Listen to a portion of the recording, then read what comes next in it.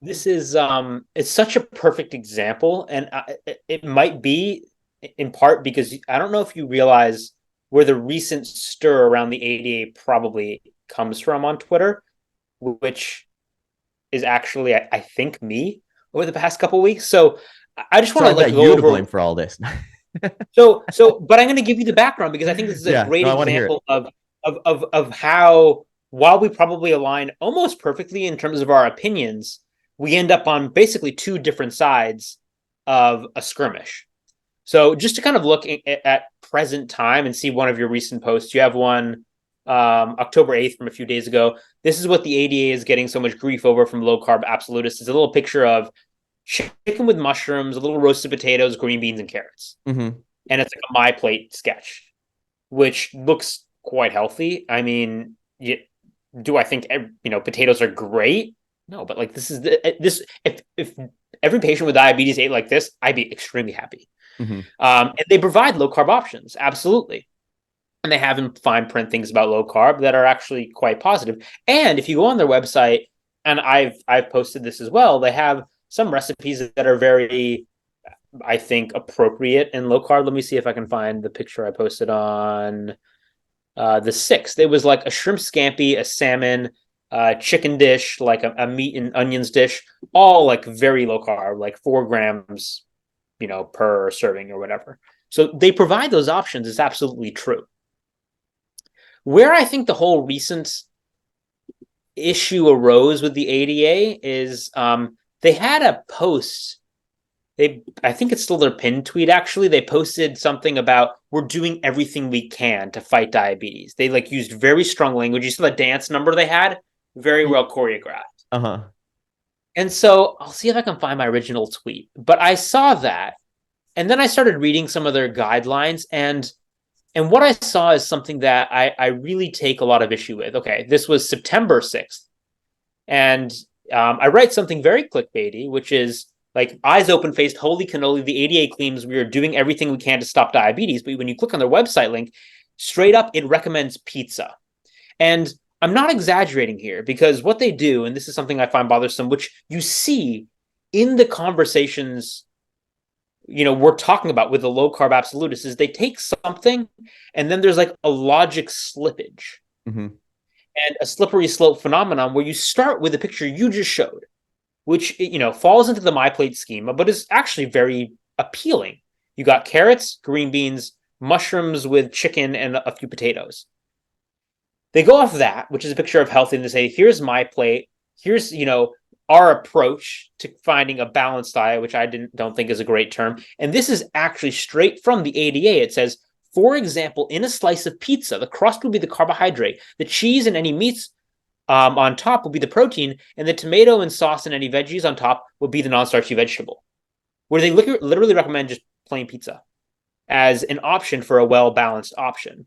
So, in my opinion, the bad advice isn't offset by the decent options. And this is a more extreme example that I DM'd to you earlier, but it's like if you went to a cardiologist and like, I'm going to give you the option to eat a healthy diet and exercise and get great sleep, or smoke and lay on the couch. Here are your two options. Like the fact that the former is a good option doesn't make the fact that the latter is an absurd and terrible Hmm. option.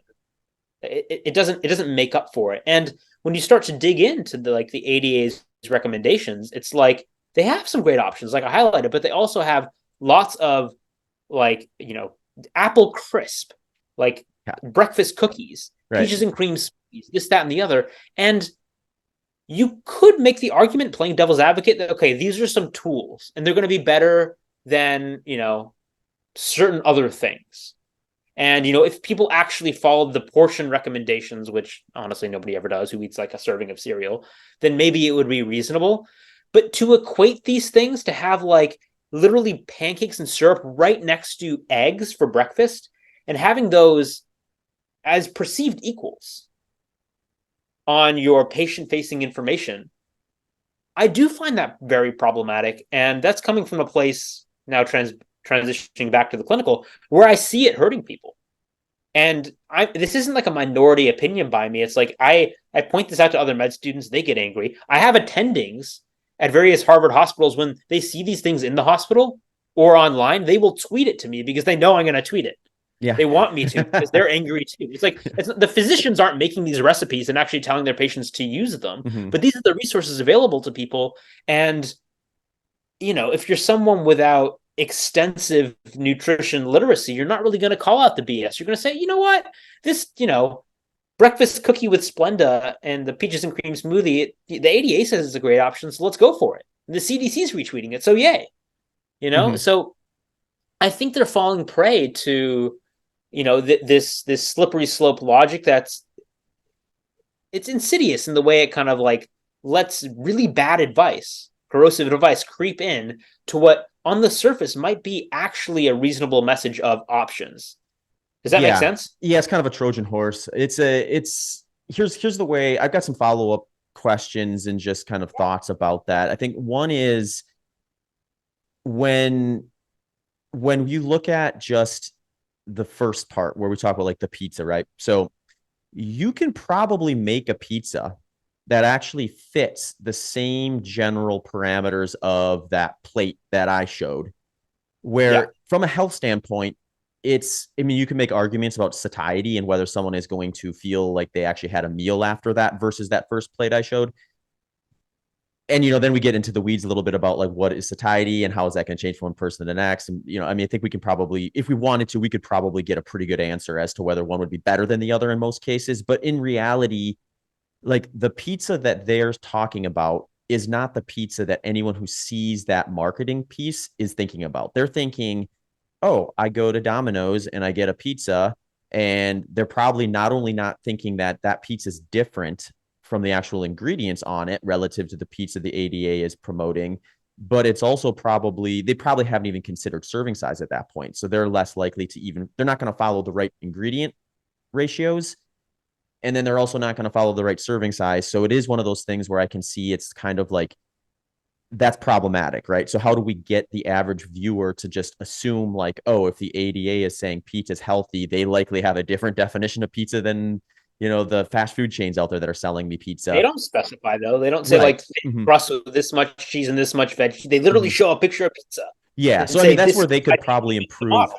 I would say like, and here's where I think they probably, or here's maybe another interesting kind of side topic is like, so my guess is the ADA is thinking, how do we get people to even pay attention to what we're doing versus just saying like, just either not seeing it or just ignoring it. So they're using the same marketing tactics that any of these food companies are going to use, which is going to be a healthy amount of sensationalism, a healthy amount of better positioning than it actually is to draw you in. And then I think my guess is their hope is they draw you in, and then once you get in, the resources that are more appropriate to what they should be doing. So someone who's willing to dive a layer deeper is going to actually find the right tools to be successful versus someone who just sees that marketing piece and then rushes off to Pizza Hut or Domino's. That would be my guess. But then online, I mean, that's a charitable Yeah, I assumption on my mean part. their recipes, their apple crisp recipe, first ingredient quarter cup brown sugar, then all-purpose flour, oats and Mm-hmm. margarine. Like this is the recipe they're providing. It Right, just doesn't right. seem like this tool But success. here's the counter to that. So let's say I see that and I'm like, oh, that looks great. The ADA is speaking my language. I'm heading in. So then I go in there. Step two for me is, well, what does it mean to have that item that drew me in? And then if I look at their resources and I'm honest with myself, what that's going to mean is I start with that plate I shared. And then if I do pull the lever for that apple crisp, it's probably a much smaller serving size according to what they're going to suggest than what I would envision when I'm coming in. So I may feel like I kind of got tricked, but or maybe another way to look at it is I may feel like uh or you may run the risk of getting someone who's not going to take that second step because another layer of friction is going to lower the amount of people that are actually going to get to that spot. And then it becomes a question of, are you getting more casualties with a sensational advertisement, but a very different explanation in terms of what the recs actually are once you get there than you're getting from drawing in and assuming people are going to take the second step. Does that make sense? I appreciate you trying to make the devil's advocate argument. I do think it's a little bit of a stretch because it's like, do you do you realistically think that somebody's gonna like the majority of people are gonna come and see, ooh, I look apple crisp, this is tasty. I'm gonna make the recipe, then I'm gonna have just the portion they offered, which let's be honest, nobody really does that. And Mhm. then kind of towards better resources and over time see their A1C come down. Or do you think they're gonna take the apple crisp and the cookies as license to have those around? Make the cookies in batch and then go through a tray very quickly.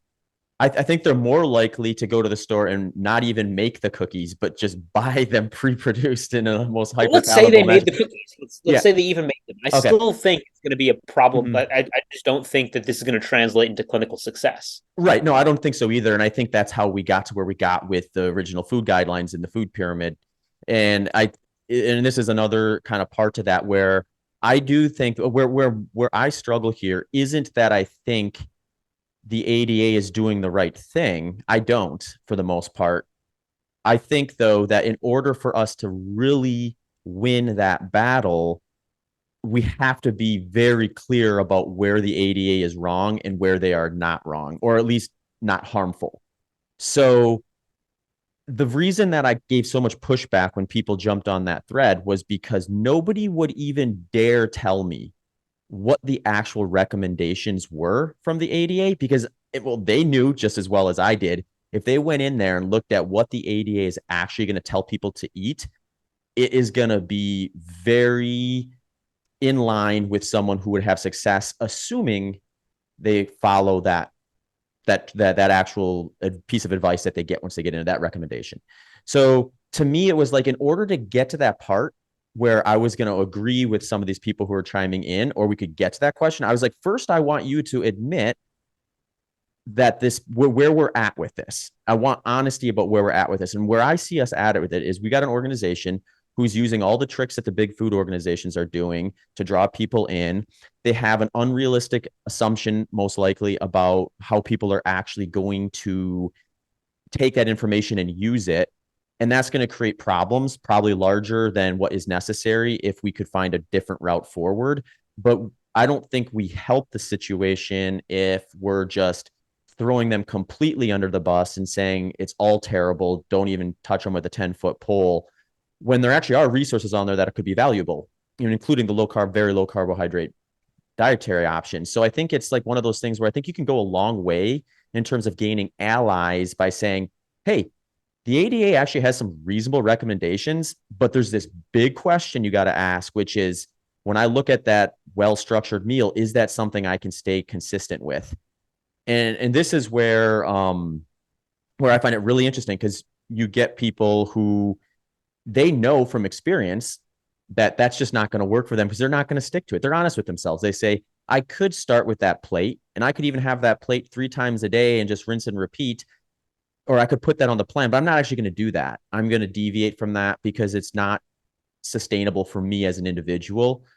That can be true for you, but not someone else.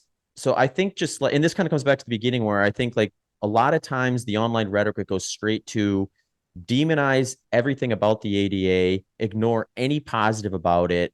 So then I feel like as a member of the low carb community that voice is trending or I guess the pendulum, as you put it, is swinging too far to the absolute demonization side of things. And I feel like let's bring that back a little bit and let's make sure that all the facts are on the table.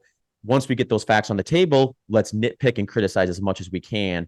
But I was being very stubborn in the sense that I'm not going to start the nitpicking, criticizing side of things until you get on the same page with me. Not you specifically, but some of the people that were conversing with me get on the same page with me that there are, recommendations on here that for some people are likely reasonable, but are very one dimensional. So it's not going to be a population level success story with them. Yeah.